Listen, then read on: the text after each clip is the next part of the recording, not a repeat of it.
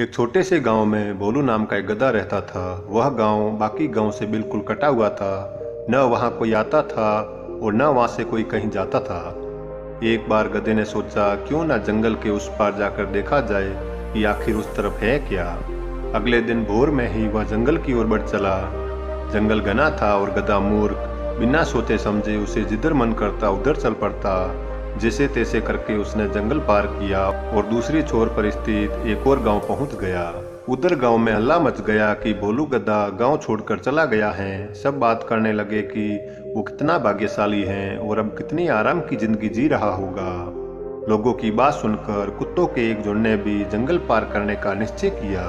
अगली सुबह वह गधे की गंध का पीछा करते हुए उसी रास्ते से जंगल के उस पार चले गए। फिर क्या था, गांव के अन्य पशुओं में भी जंगल पार करने की ओर सी लग गई और सभी गधे द्वारा खोजे गए रास्ते पर चलते हुए जंगल पार करने लगे।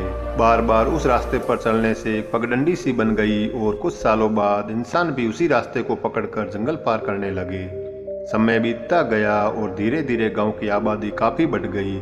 तब सरकार ने जंगल पार करने के लिए एक रोड बनाने का निर्णय लिया। शहर से इंजीनियरों का एक दल आया और इलाके की स्टडी करने लगा। गांव वालों ने बताया कि जंगल पार करने के लिए एक पगडंडी बनी हुई है, उसी पर अगर रोड बना दी जाए तो अच्छा रहेगा। उनकी बात सुनकर चीफ इंजीनियर थोड़ा मुस्कुराया और बोला, क्या मैं जान सकता हूँ ये पगडंडी किसने बनाई? गांव के एक बुजुर्ग बोले, जहाँ तक मुझे पता है ये रास्ता किसी गधे ने खोजा था और उसने पूरी कहानी कह सुनाई। उनकी बात सुनने के बाद चीफ इंजीनियर बोले, मुझे यकीन नहीं होता कि आप सब इंसान होते हुए भी इतने सालों से गधे के बनाए रास्ते पर चल रहे थे। पता है ये रास्ता कितना कठिन और लंबा है, जबकि हमने जो रास्ता खोजा है वो इसका एक चौथाई भी नहीं है और उसे पार करना भी कहीं आसान है। आज गांव वालों को अपनी गलती का एहसास हो रहा था। वे सोच रहे थे कि काश उन्होंने एक नया रास्ता खोजने का प्रयास किया होता।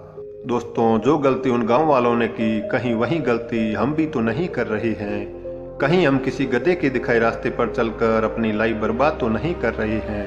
क्या आज हम जो भी काम या पढ़ाई कर रहे हैं वो हमारे अपने इंटरेस्ट के मुताबिक हैं, या बस समाज और घर वालों के दबाव में हम अपना रास्ता ढूंढने से हिचक रहे हैं? कहीं हमें भी अपना रास्ता खोजने की जरूरत तो नहीं?